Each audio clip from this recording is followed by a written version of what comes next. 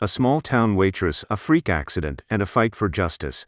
But in a world of chaos and deception, can one person truly make a difference? Let's find out. It's about a small-town waitress who gets a nail stuck in her head by accident, which makes her act unpredictably, and leads her to Washington. Alice works as a waitress in a diner, where she roller skates and entertains customers. Her parents come to the diner and tell her that Scott wants to marry her.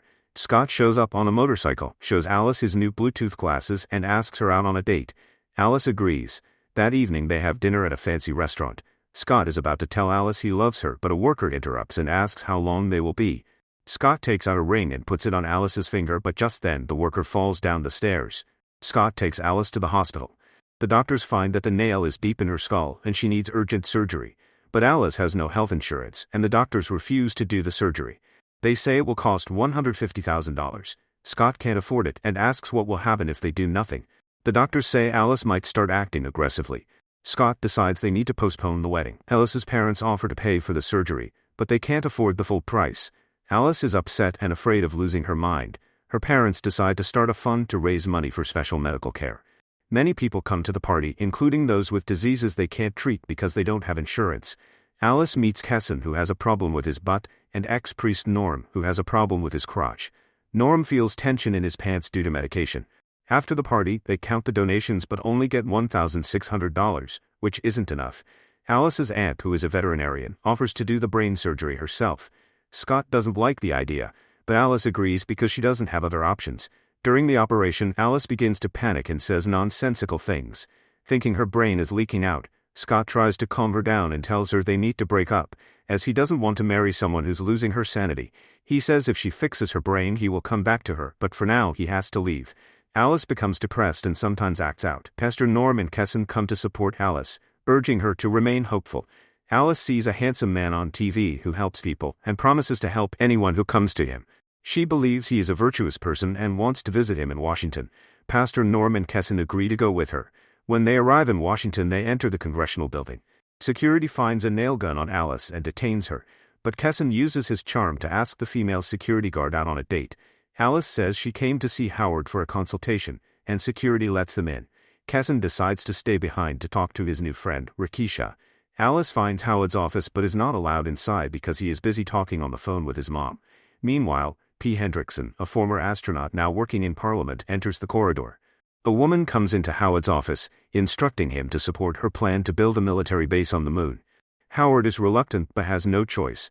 The woman's second assistant reveals they have fraudulently enlisted the support of the Girl Scouts by promising them Shakira for their jamboree. Pastor Norm experiences severe discomfort and leaves for the hotel.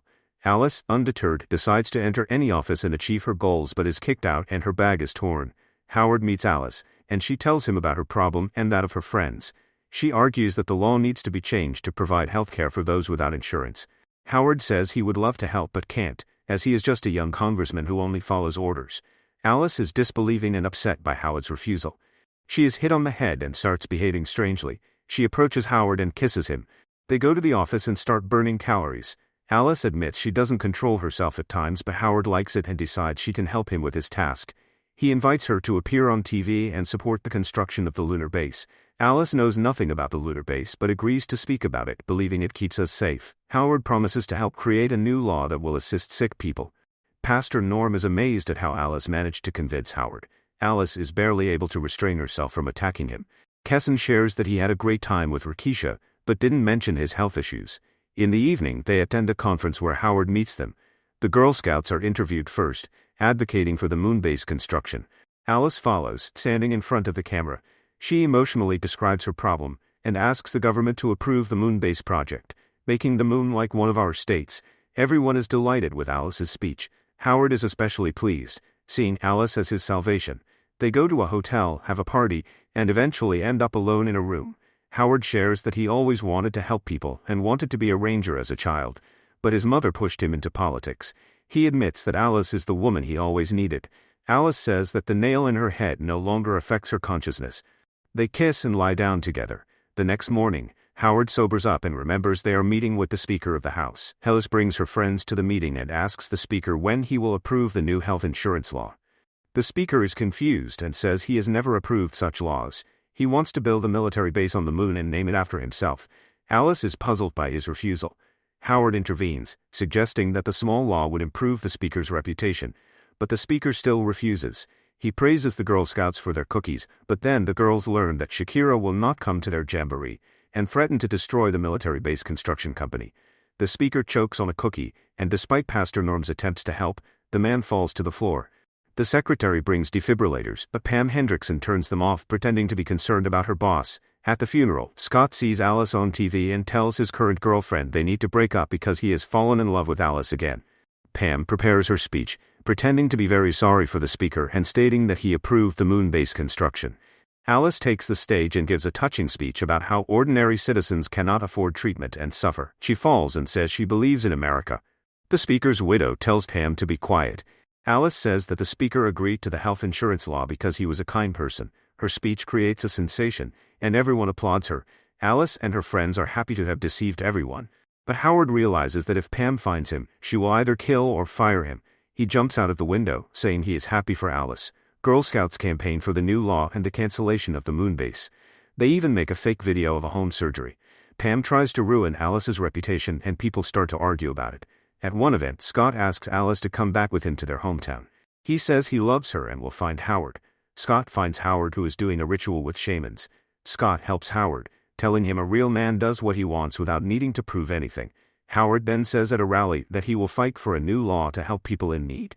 He tells Alice he loves her and kisses her, but then gets hit in the face. The next day they go to Congress, but it's hard to get the new law approved because Pam is now the Speaker of the House. Howard tries to explain that a health insurance law is more important than the moon base, but Pam interrupts.